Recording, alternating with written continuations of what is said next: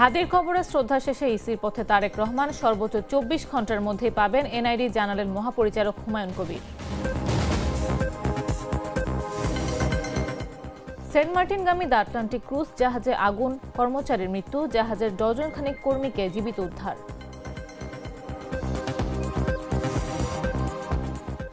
ফরিদপুরে truck ambulance মুখোমুখি সংঘর্ষের ঘটনায় নিহত ৩, গুরুতর আহত আরও ২ জন। জানা যায়নি হতাহতদের নাম পরিচয়। তাৎক্ষণিক যুদ্ধবিরতিতে সম্মত থাইল্যান্ড ও কম্বোডিয়া, বন্ধ থাকবে সব ধরনের অস্ত্র ব্যবহার ও লক্ষ্যবস্তুর ওপর হামলা। এবং বিপিএলে দুবাই থেকে আসছে ২৫ লাখ টাকার হীরা খচিত ট্রফি, মাঝপথে যে কোনো সময় আসবে দেশে।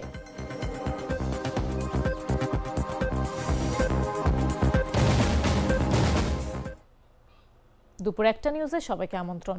সাথে আছে আমি নাফিস আব্দুল্লাহ। বদলে ফেলেছি, এবার আপনিও বদলে ফেলুন। একবার প্রাণ গুঁড়া মশলা ব্যবহার করেই দেখুন। ঢাকা বিশ্ববিদ্যালয় কেন্দ্রীয় মসজিদ প্রাঙ্গণে ইনকিলাব মঞ্চের মুখপাত্র শহীদ শরীফ ওসমান হাদির কবর জিয়ারত করেছেন বিএনপির ভারপ্রাপ্ত চেয়ারম্যান তারেক রহমান। সেখান থেকে নির্বাচন কমিশনে এনআইডি রেজিস্ট্রেশন করতে রওনা হয়েছেন তিনি। শনিবার বেলা ১১টা ২৫ তারেক রহমানের গাড়িবহর ঢাবি প্রাঙ্গণে পৌঁছালে তাকে স্বাগত জানান বিএনপি মহাসচিব মির্জা ফখরুল ইসলাম আলমগীর ও স্থায়ী কমিটির সদস্য সালাউদ্দিন আহমদ সহ শীর্ষ নেতারা। এরপর হাদির কবরে ফুল দিয়ে শ্রদ্ধা ও জিয়ারত শেষে মোনাজাতে অংশ নেন তিনি। এ সময় জাতীয় কবি কাজী নজরুল ইসলামের সমাধিতেও ফুল দিয়ে শ্রদ্ধা জানানো হয়। শ্রদ্ধা নিবেদন শেষে নির্বাচন কমিশনে এনআইডি রেজিস্ট্রেশনের জন্য রওনা হন তারেক রহমান। তিনি ভোটার তালিকায় অন্তর্ভুক্ত হওয়ার পাশাপাশি জাতীয় পরিচয়পত্র সংগ্রহ করবেন আজ। তারেক রহমানের সঙ্গে মেয়ে জাইমা রহমানও এনআইডির জন্য আবেদন করবেন। এদিকে তারেক রহমান ফিঙ্গারপ্রিন্ট দেওয়ার পর থেকে সর্বোচ্চ ২৪ ঘন্টা এবং সর্বনিম্ন ৭ থেকে ৮ ঘন্টার মধ্যে এনআইডি পাবেন বলে জানিয়েছেন জাতীয় পরিচয় নিবন্ধন অনুবিভাগের মহাপরিচালক এস এম হুমায়ুন কবির।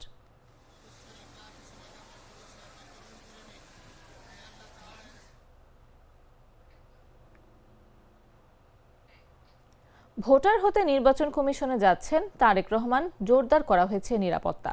এই মুহূর্তে ইসির সামনে আছে সহকর্মী রাকিব হাসান, সরাসরি যাচ্ছি তার কাছে।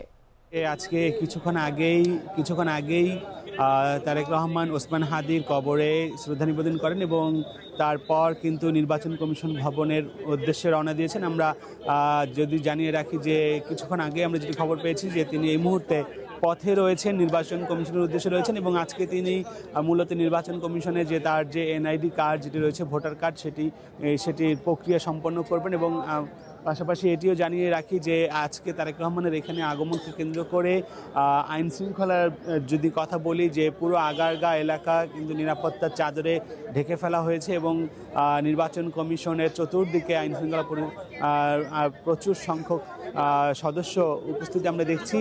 এবং আমরা যতটুকু তথ্য পেয়েছি আজকে তার যে ভোটার কার্ড যেটি প্রক্রিয়া তার সম্পন্ন করবেন, তিনি ফিঙ্গারপ্রিন্ট সহ ছবি তোলা সহ বেশ কিছু কার্যক্রম রয়েছে, সেটি আজকে সম্পন্ন করবেন। এবং অতীতেও আমরা যেটি দেখেছি যে তফসিল ঘোষণার পর কিন্তু ভোটার যে কার্ড, ভোটার নিবন্ধন হওয়া কিংবা ভোটার আইডি কার্ড যে প্রক্রিয়া, সেটি কিন্তু এটি প্রথম নয়। এর আগেও কিন্তু আমরা দেখেছি যে বদিউল আলম মজুমদার এবং সাবেক প্রধানমন্ত্রী শেখ হাসিনার যে বোন শেখ রেহানা সহ অনেকের ক্ষেত্রে কিন্তু এমন ঘটনা ঘটেছে যে তফসিল ঘোষণার পর এনআইডি কার্ডের যে প্রক্রিয়া। তো আমার কাছে রাজধানীর আগারগাঁ নির্বাচন কমিশন ভবন থেকে তারেক রহমানের যে এনআইডি কার্ড প্রক্রিয়ার যে কার্যক্রম তার এই ছিল। যাত্রী তুলতে জেটিতে ভেড়ানোর আগ মুহূর্তে সেন্ট মার্টিনগামী পর্যটকবাহী জাহাজ দ্য আটলান্টিক ক্রুজে এক কর্মচারী নিহত হয়েছেন। তবে আগুন লাগার পরপরই উপর তলায় থাকা ক্রুজ সহ জাহাজের ডজন খানেক কর্মীকে জীবিত উদ্ধার করা হয়। পর্যটকবাহী জাহাজ মালিকদের সংগঠন sea cruise owners association of বাংলাদেশের সাধারণ সম্পাদক হোসাইন ইসলাম বাহাদুর বিষয়টি নিশ্চিত করেছেন। এর আগে শনিবার সকাল 6:30টার দিকে কক্সবাজারের নুনিয়াছড়া বিআইডব্লিউটিএ ঘাট সংলগ্ন বাঘখালী নদীতে অবস্থানরত জাহাজটিতে এই অগ্নিকাণ্ড ঘটে। অতিরিক্ত জেলা ম্যাজিস্ট্রেট মোহাম্মদ শহীদুল আলম বলেন, আগুন নিয়ন্ত্রণে কাজ করা কক্সবাজার ফায়ার সার্ভিসেস স্টেশন কর্মকর্তারা জানিয়েছেন, আগুনের কবলে পড়ে জাহাজের নিচতলায় থাকা অজ্ঞাতনামা এক কর্মচারী মারা গেছেন। তার মরদেহ উদ্ধার করে হেফাজতে নেওয়া হয়েছে, তবে নাম ঠিকানা এখনও নিশ্চিত হওয়া যায়নি।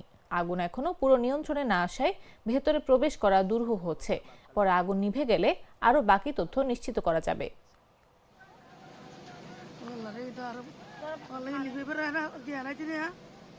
না কেন নি ভাই একটা ড্রিঙ্কও আমারে দিবা?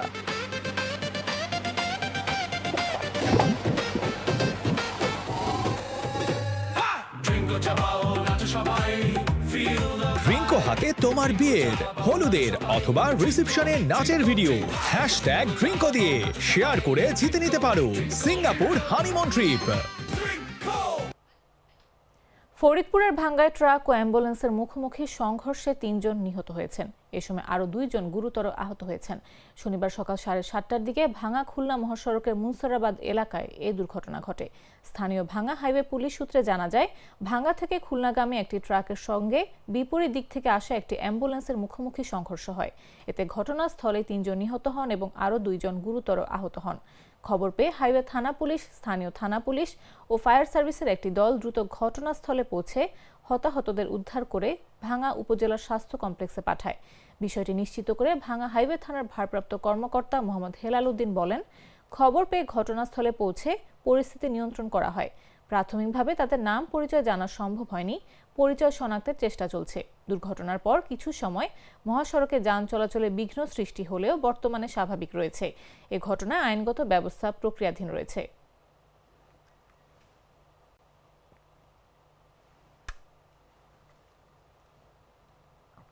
উত্তরের জেলা কুড়িগ্রামে ঘন কুয়াশা ও তীব্র ঠান্ডায় জনজীবন বিপর্যস্ত হয়ে পড়েছে।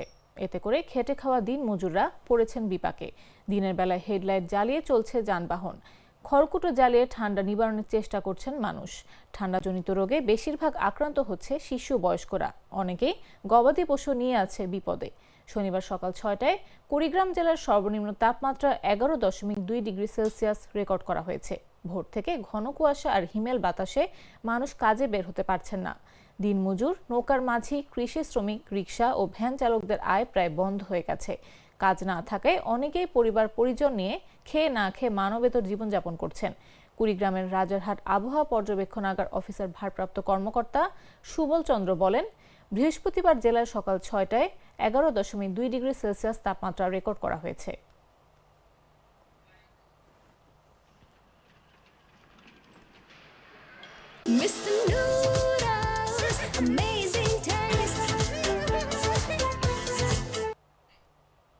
জানাবো আন্তর্জাতিক সংবাদ।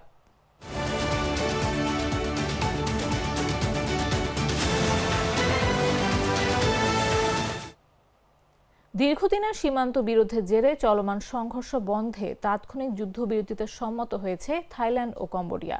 শনিবার কম্বোডিয়ার পক্ষ থেকে প্রকাশিত এক যৌথ বিবৃতিতে এই তথ্য জানানো হয়। বিবৃতিতে বলা হয়, দুই দেশের প্রতিরক্ষা মন্ত্রীরা স্বাক্ষর করার পরই 27 ডিসেম্বর দুপুর 12টা থেকে এই যুদ্ধবিরতি কার্যকর হবে। এতে সব ধরনের অস্ত্র ব্যবহার বন্ধ থাকবে এবং বেসামরিক মানুষ, স্থাপনা ও সামরিক লক্ষ্যবস্তুর উপর হামলা বন্ধ করা হবে। এই সীমান্ত সংঘর্ষে চলতি মাসে নতুন করে উত্তেজনা দেখা দেয়।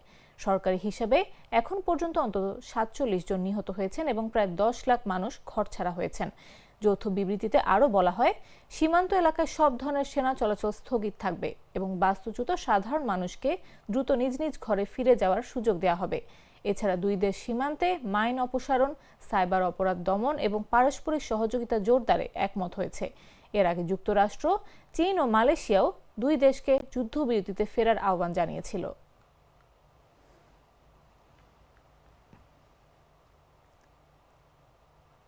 মালয়েশিয়ার সাবেক প্রধানমন্ত্রী নাজিব রাজ্জাককে রাষ্ট্রীয় বিনিয়োগ তহবিল এক এমডিবি দুর্নীতি কেলেঙ্কারির সবচেয়ে বড় মামলায় আরও 15 বছরের কারাদণ্ড দিয়েছেন আদালত।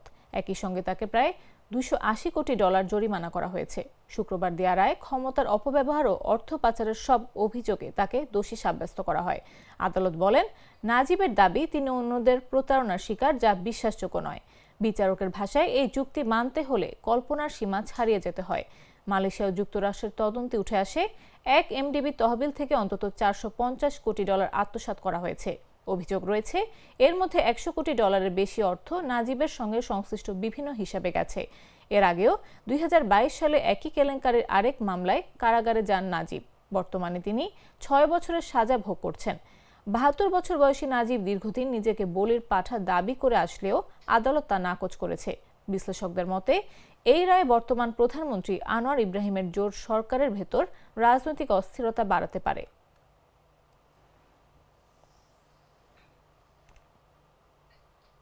এবারে খেলার খবর।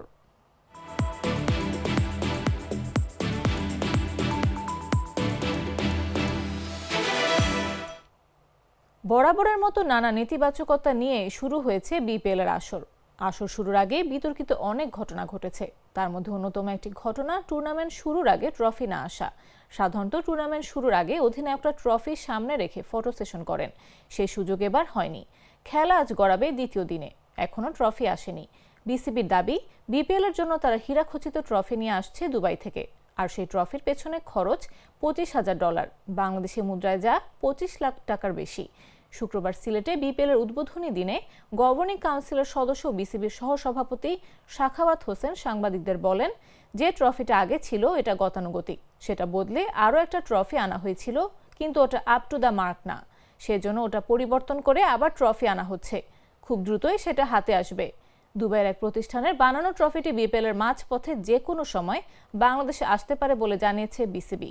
ট্রফি এলে সেটি উন্মোচনের একটি অনুষ্ঠানও হতে পারে, তখন অধিনায়কদের সঙ্গে হবে ফটো সেশনও।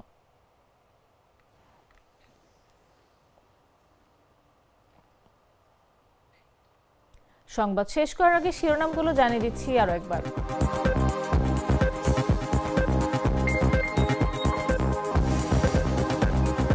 হাদির কবরে শ্রদ্ধা শেষে ইসির পথে তারেক রহমান, সর্বোচ্চ 24 ঘন্টার মধ্যেই পাবেন এনআইডি, জানালেন মহাপরিচালক Humayun Kabir. Saint মার্টিনগামী the Atlantic cruise জাহাজে আগুন, কর্মচারীর মৃত্যু, জাহাজের ডজনাধিক কর্মীকে জীবিত উদ্ধার। ফরিদপুরে ট্রাক অ্যাম্বুলেন্স মুখোমুখি সংঘর্ষের ঘটনায় নিহত 3, গুরুতর আহত আরও 2 জন, জানা যায়নি হতাহতদের নাম পরিচয়।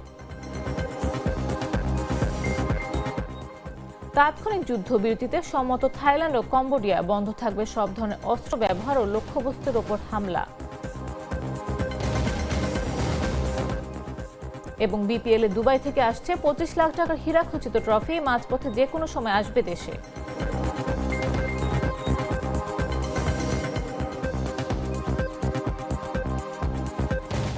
দর্শক, এই ছিল এখনকার মতো। প্রতি মুহূর্তে সর্বশেষ খবর পেতে ভিজিট করুন jagonews24.com, ফলো করুন আমাদের ভেরিফাইড ফেসবুক পেজ এবং সাবস্ক্রাইব করুন জাগো নিউজের ইউটিউব চ্যানেল। এতক্ষণ সাথে থাকার জন্য ধন্যবাদ সবাইকে।